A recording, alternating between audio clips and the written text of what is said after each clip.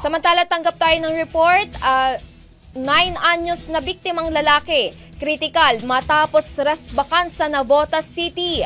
Brigada Shaina Rose Ayupan, ibrigada mo! Brigada Live Report.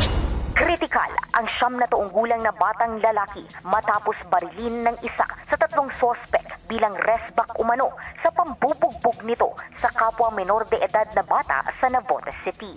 Nagtamo ng bala sa dibdib na tumagos sa kanyang likod ang biktima na kasalukuyang nakaratay sa Tondo Medical Center. Base sa report, nagsumbong umano itong si alias JR sa sospek na si alias Aljun sa ginawang pambubugbog sa kanya ng biktima. Kaya iningkas niya sa motor ang batang lalaki kasama ang 2 pang kasabwat upang hanapin ang biktima. Nang makita nilang naglalakad ito papuntang palengke, ay kinumpronta siya ng sospek at pagkatapos ay binaril ng 1 beses sa dibdib.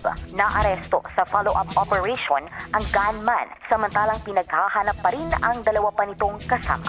In the heart of changing lives, ako si Brigada Shaina Rose Ayupan ng 105.1 Brigada News FM Manila, the Music and News Authority. Ang bahaging ito ay hatid sa atin ng Power Cell Soya Coffee. Masarap araw-arawin.